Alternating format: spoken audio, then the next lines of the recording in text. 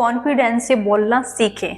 ये छोटी सी पुस्तक जिसकी हम ऑडियो बुक रिकॉर्ड कर रहे हैं और आपको ये बताने वाली है कि आप किस तरह से अपने कॉन्फिडेंस को डेवलप कर सकते हैं अपने लेक्चर देते टाइम, या फिर आप अपनी जो भी बातचीत करते हैं उसमें अपनी भाषा में सुधार ला सकते हैं। आपकी जो भी बोलने की कला है उसको और बेहतर कर सकते हैं। चलिए बने रहिए हमारे साथ और अपनी पर्सनालिटी डेवलप करते रहिए। ये है हमारा चैप्टर 2 जिसका नाम है अनुसंधान और योजना, फिर कुछ और शोध करें। इस चैप्टर का मतलब है कि आप जब कोई भी भाषण तैयार करने वाले हैं, कहीं भी लेक्चर देने वाले हैं, वहाँ उससे पहले आपको जाने से पहले पूरा योजना बनाना चाहिए। उसके बाद में और भी शोध यानी कि रिसर्च करना चाहिए आपके सब्जेक्ट, आपके टॉपिक से रिलेटेड। सो आइए सुनिए हूबहू जिस तरह से पुस्तक में लिखा है।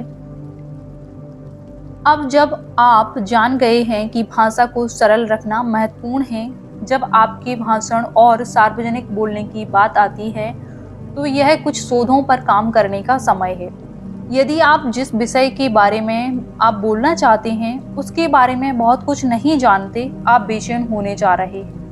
आपको चिंता हो सकती है कि आप गलत तरीके से चीज़ों के बारे में बात कर रहे हैं, या कि कोई आपसे एक प्रश्न पूछेगा जो आप नहीं जानते हैं।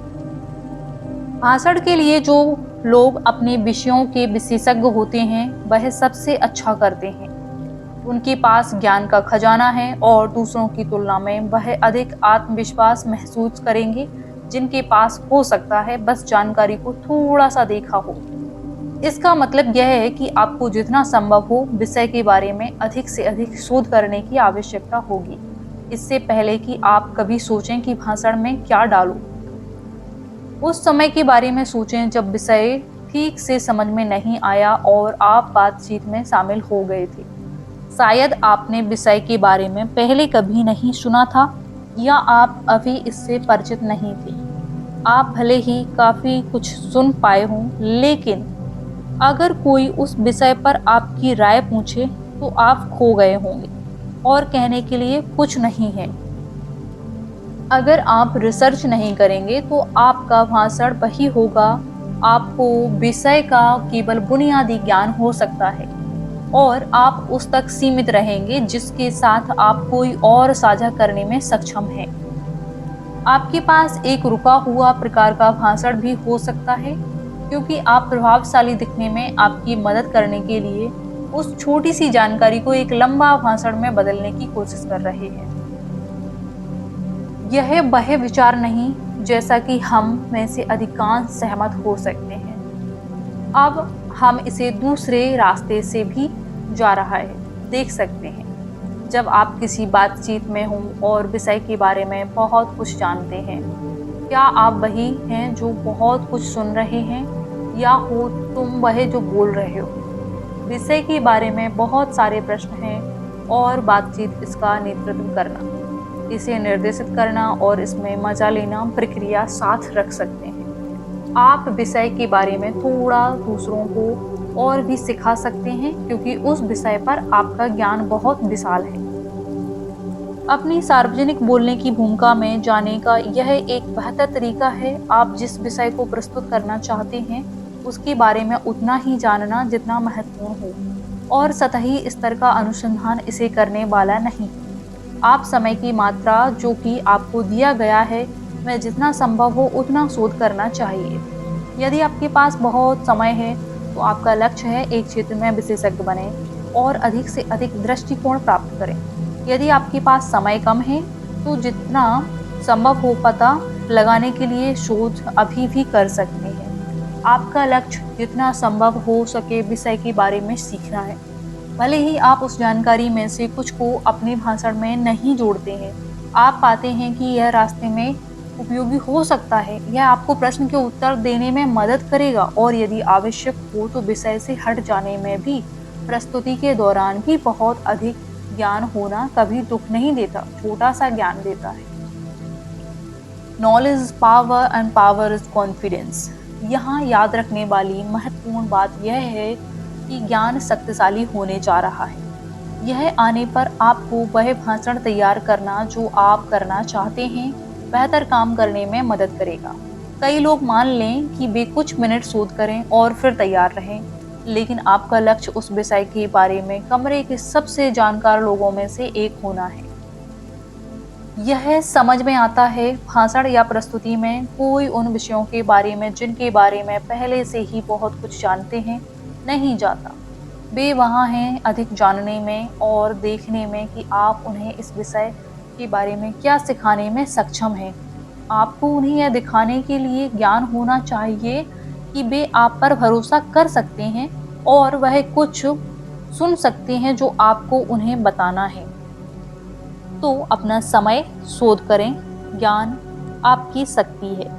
जब यह प्रेजेंटेशन करने आते हैं, जितना अधिक आप विषय पर जानते हैं, एक ही तथ्य को बार बार दोहराएं बिना घुमा फिरा के लंबा भाषण देना उतना ही आसान है। आपके पास उपयोग करने के लिए बहुत विषय होगा और जब आप एक भाषण तैयार करते हैं तो वह शक्तिशाली होता है। हो सकता है कि आप उन सभी तथ्यों का उपयोग ना करें जो आपने अपने संपूर्ण डेटा अनुसंधान में एकत्रित किए हैं। यदि आप शोध के साथ अच्छा काम करते हैं तो आप संभावना करेंगे आपके पास समय की तुलना में बहुत अधिक तथ्य हैं, जो ठीक है। यह आपको किसी के बारे में कुछ पृष्ठभूमि की जानकारी रखने की अनुमति देता है। एक प्रश्न पूछता है या यदि आपको गोता लगाने के लिए अधिक समय दिया जाता है कुछ बाद में, बिना इस चिंता के कि तुम सब सामग्री से बाहर हो, साझा करने के लिए बहुत अधिक जानकारी होना हमेशा बेहतर होता है। जब आपके पास दूसरे लोगों से साझा करने के लिए बहुत सारी जानकारी उपलब्ध हो, यह आपको बहुत शक्ति देने वाला है। आपके पास उस जानकारी को अन्य लोगों के साथ साझा करने की शक्ति है। शक्ति के साथ साझा करने की शक्ति है दूसरों को कुछ सीखने में मदद करने के लिए और यह जानने की शक्ति कि आपके पास 1 टन सामान है जिसे आप जरूरत पड़ने पर दूसरों के साथ साझा कर सकते हैं। और यह सभी शक्ति और ज्ञान आपको यह विश्वास दिलाने वाला है कि आपको अपनी प्रस्तुतियों के साथ अच्छा करने की आवश्यकता है। आत्मविश्वास सभी सार्वजनिक बोलने की कुंजी है। यदि आप आश्वस्त हैं, जो बातें आप दूसरों लोगों को बता रहे हैं उसमें आपको अपने हुनर से आगे मिलेगा और इसे बनाने का सबसे अच्छा तरीका है आत्मविश्वास।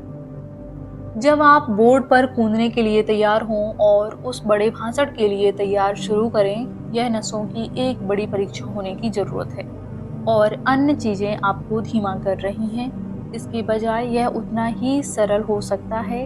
ऑनलाइन कुछ शोध करना, कुछ किताबें ढूंढना और बात करना और अन्य जो आपके प्रश्नों का उत्तर देने में सक्षम होंगे जितना आप विषय के बारे में कर सकते हैं। याद कीजिए, उन चीज़ों पर नोट्स लें जो आप करते हैं। बाद में भाषण में बात करना दिलचस्प होगा।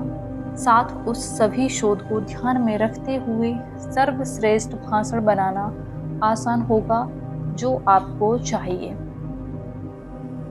इस तरह से था हमारा चैप्टर 2, कॉन्फिडेंस से बोलना सीखें। Thank you everyone. सुनते रहिए इसी तरह से। नेक्स्ट आप सुनेंगे चैप्टर 3, जिसमें कि हम जानेंगे 1 ग्राम की शक्ति। इसके डिटेल में हम नेक्स्ट चैप्टर में ही जाएंगे। Thank you.